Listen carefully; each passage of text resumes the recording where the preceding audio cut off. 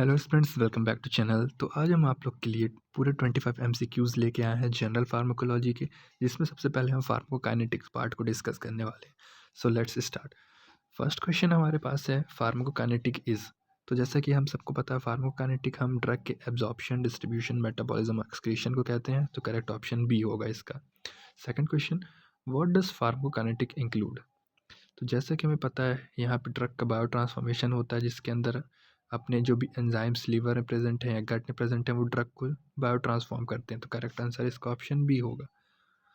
Third question की तरफ चलते हैं। यहाँ पे क्वेश्चन मिस्टेक है तो इसको इग्नोर करिएगा। थर्ड क्वेश्चन की तरफ चलते हैं। फार्माकोकाइनेटिक में क्या इंक्लूड होता है, तो लास्ट ऑप्शन है जो कि डिस्ट्रीब्यूशन ऑफ ड्रग आता है।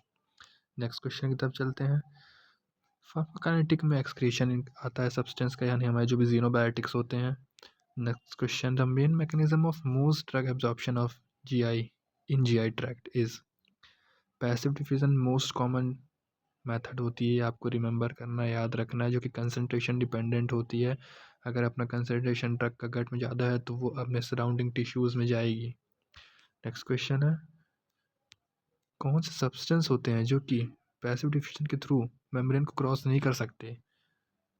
तो हमें याद रखना है, जो कि हाइड्रोफिलिक होंगे वो इसको क्रॉस नहीं कर सकते। मेम्ब्रेन से पैसिव डिफ्यूज़न जाने के लिए हमें सिर्फ लिपोफिलिक और नॉन आयनाइज्ड मॉलिक्यूल्स ही चाहिए। अगर इसका ऑप्शन यस पूछा गया होता तो फर्स्ट और सेकंड बोथ होता। नेक्स्ट क्वेश्चन है, a hydrophilic medicinal agent has the following property. यहाँ पूछा गया है, अगर कोई भी मेडिसिनल ड्रग अपनी अगर हाइड्रोफिलिक यानी कि वाटर सोल्यूबल, तो उसकी क्या प्रॉपर्टी होगी।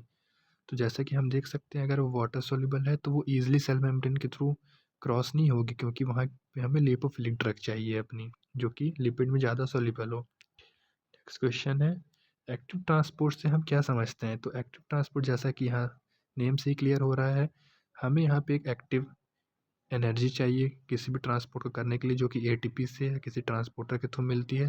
और ये कंसंट्रेशन ग्रेडियंट के अपोजिट अपन अपने ड्रग का मूवमेंट करवाते हैं।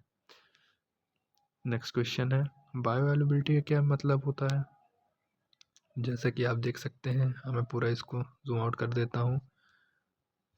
बायोअवेलेबिलिटी का मतलब ये होता है कि हमारी ड्रग उस अनचेंज्ड पार्ट, मतलब जैसा हमने दिया वो उसी फॉर्म में सिस्टमिक सर्कुलेशन में पहुंच रही है, जिस भी रूट से हमने दी उसको बायोअवेलेबिलिटी कहते हैं। यानी कि यहाँ इसकी एग्जैक्ट डेफिनेशन जो होती है, rate and extent of absorption जिसे कहा जाता है। आपको ये रिमेंबर रखना है।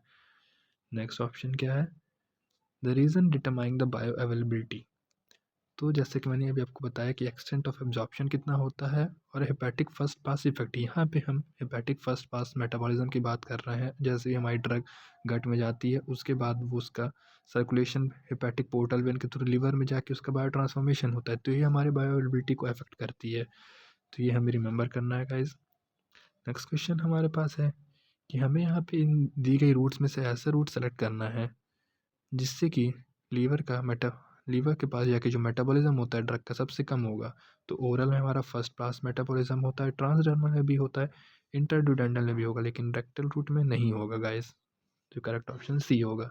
नेक्स्ट क्वेश्चन हमारे पास, ऐसी कौन सी रूट है जिससे कि हम फर्स्ट पास इफेक्ट सबसे ज़्यादा हमें देखने को मिलेगा। तो सबसे ज़्यादा फर्स्ट पास इफेक्ट आपको ओरल रूट के थ्रू ही देखने को मिलता है।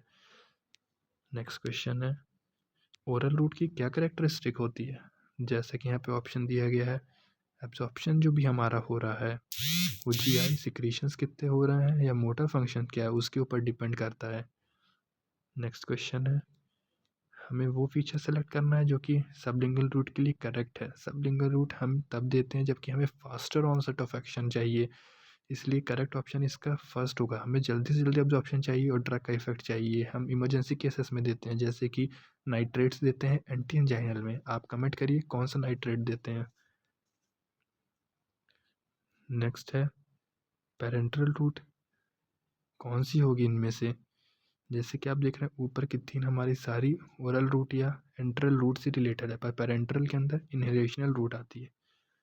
नेक्स्ट क्वेश्चन, पेरेंटल एडमिनिस्ट्रेशन हम कब देते हैं, जब हमें सबसे ज़्यादा रैपिड रिस्पॉन्स चाहिए ओरल के कंपेरिजन में, यानी कि इमरजेंसी केसेस में हम पेरेंटल यानी इंजेक्शंस के थ्रू अपना ड्रग देते हैं। नेक्स्ट क्वेश्चन है, इंट्रामस्कुलर रूट की क्या कैरेक्टरिस्टिक है। इंट्रामस्कुलर में गाइस हम सिर्फ ऑयली सॉल्यूशंस ही दे सकते हैं। यहाँ पे हम एक्वस सॉल्यूशन नहीं दे सकते हैं।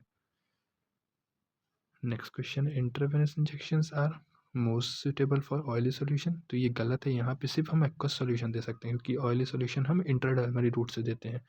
सो नेक्स्ट क्वेश्चन हम नेक्स्ट पार्ट में डिस्कस करेंगे। So stay tuned for further videos.